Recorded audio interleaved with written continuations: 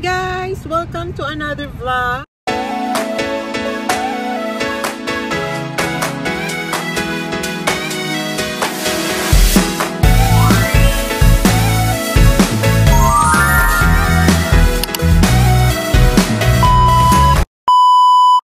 Alas 2:40 ng hapon. Alas 2:40. Big word. Anyways, kumakain ako ngayon ng fish and chips kasi may trabaho ako kaninang umaga ng 9 to 1. And then, sa isa kong trabaho. Ngayon, andito ako sa workplace ko talaga. Hinihintay ko si Joed. Kasi nga guys, nagsimula na siya kahapon sa kanyang first day dito sa pinapasukan kong work. So, yun, nagpa-part-time siya dito. Kapag day off niya sa dairy, nagta-transition period siya kasi may plano siyang nakakapagod kasi guys sa dairy. So, ginagawa niya, tinitingnan niya muna kung okay lang sa kanya yung trabahong ito. And then, pag okay, so yun, tuloy-tuloy. Pero pag hindi, edi balik sa dairy. So yan, alas 3 ng hapon yung out niya. Kaninang umaga andito siya. Inihatid ko. So ngayon, hinihintay ko na siya. Lalabas na rin siya. Mga 15 minutes na lang. So habang naghihintay ako sa kanya guys, kumakain lang ako yan. Fish and chips. Kasi nagugutom ako. Kasi pupunta pa kami ng Melbourne. Nauna na doon yung mga anak namin. Kasi ngayong araw yung concert ng Eraserheads dito sa Melbourne, Australia. So, sasamahan namin yung mga anak namin doon kasi hindi sila makapag-check-in sa hotel na sila lang kasi minor sila. So, kailangan andoon kami. So, ayan, nagtrabaho lang ako ng 9 to 1 and then si Joed, short shift lang yung sa akin. And then yung kay Joed is 7 to 3. And then after this, nadala ko na yung mga gamit namin, mga damit namin na gagamitin, bag namin. So, yun, hintayin ko lang siya and then pupunta na kami ng Melbourne. So, dito na kami ngayon guys sa Traralgon train station. Magti-train lang kami papuntang Melbourne, pero hanggang East Pakenham lang to kasi from East Pakenham, mag-bus na. Diri lang tapang, nandira, oo.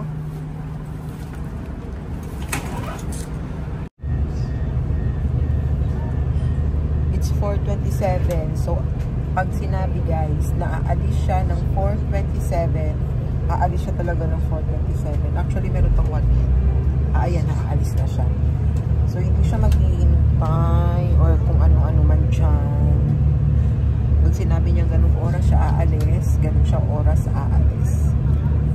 So, hanggang East Pakenham lang kami. Tapos, iniwan ko lang yung sasakyan ko dito sa may parking sa Traralgon. And then from here, ito nga nag-train kami tapos hanggang East Pakenham. Tapos from East Pakenham magbabas kami and then hanggang Flinders na yun. So gagabihin kami, pagdating namin doon mahanap kami ng pwede namin makainan ng dinner. Sa dinabi namin ng sinakyan namin na transfer, nakaabot din kami dito sa hotel. Yung mga anak namin nanonood pa ng ang tawag dito, concert. So, paakyat na kami. Level 25.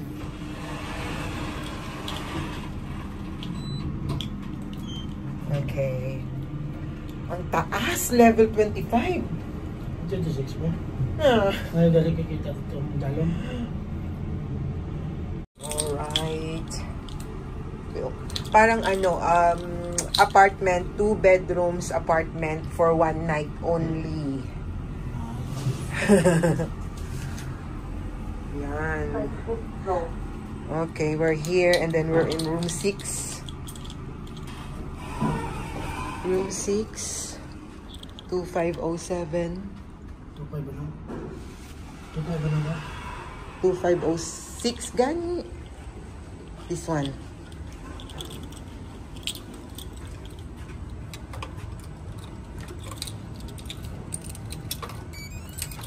Okay. What's in here? Wow!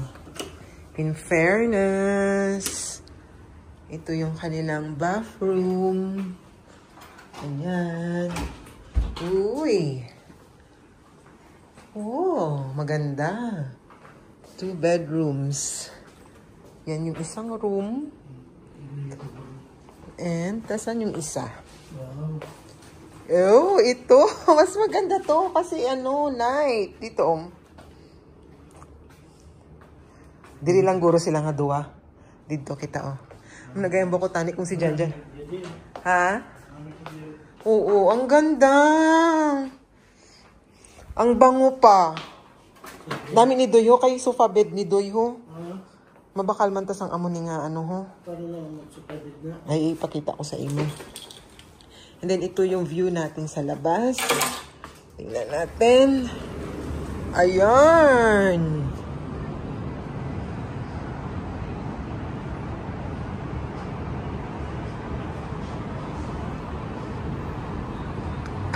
Okay.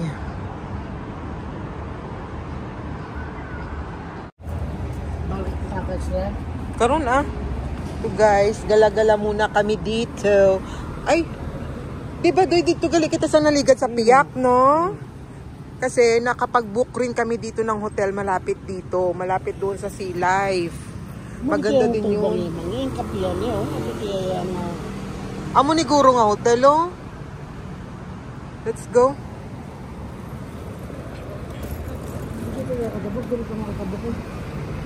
May food hall doon. Tapos may sushi and ramen, Korean chicken and pork, Domino's. Oo. Kebabs. Oo, ang daming pwedeng kainan dito. Nakatago lang yung isa.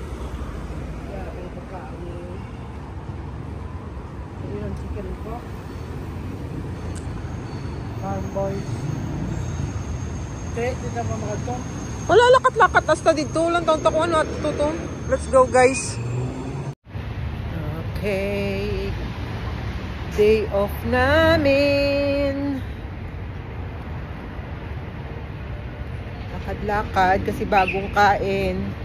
Pwede ka manda kapungko pag magpa-picture. Kebab. Diyan si Minyang karon, Ang gutomon. Pero hindi ni 24 hours.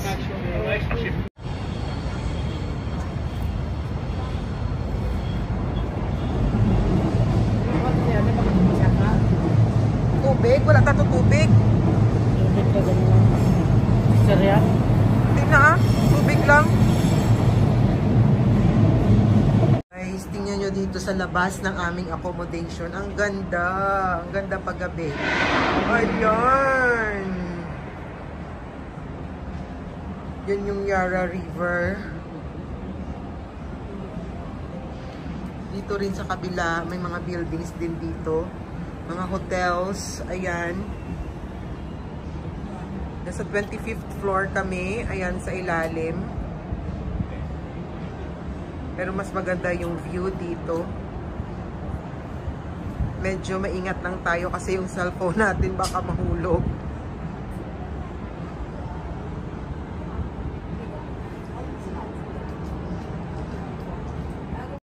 Baba lang ako guys kasi bibili ako ng food ni Angela at ni Mian kasi nagugutom daw sila.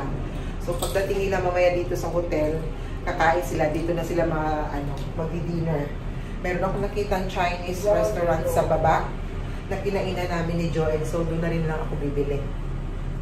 Diyan guys, sa may... saan na ba yun? Chop in Chop. Chop in Chop. Dito, Parang dito ko siya nakita. Ay, hindi. Doon sa kabila. Ano pala ito? Yan. Chop in Chop Asian Cuisine. So, dyan kami kumain ni Joel. Dyan na rin ako i-take out ng kakainin nila. Ayan, Ayan yung orders ko, guys. Delivery niya ako ng gyoza.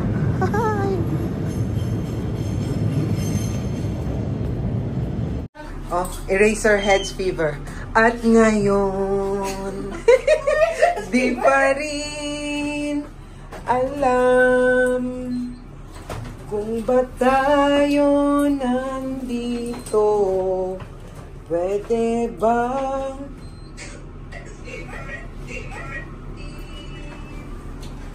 piliin mo na?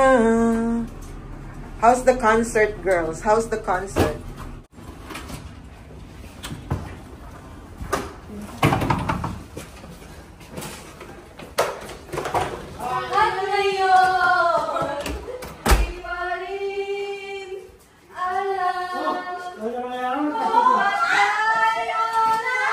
Uy! Shit, ba't yun?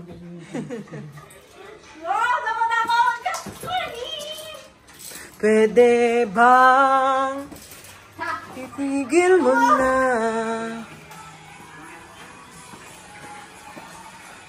Yan sinunod sa tapos?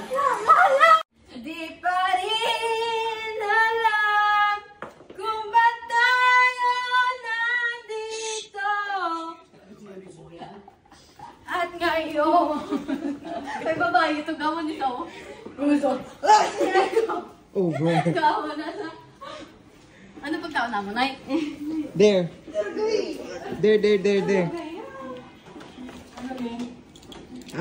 Pork belly katsu, chicken basil.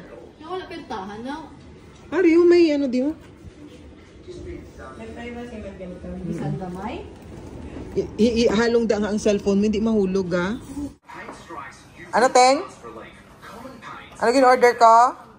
I have their pork belly katsu, chicken, and then 2 rice with coke, with gyoza, and there's also some shrimp there. Miet, kaon na yet? Oh, sorry. It seems like parehas ang ano. Wala pa siya natin. We have spoon and fork there if you want. No, here. Teka lang. So this is a 2-bedroom apartment. I already told you that, guys.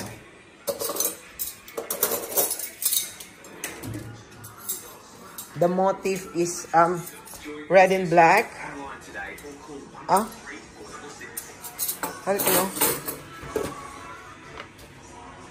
Ang soft drinks nakuha mo na. Paano daw soft drinks?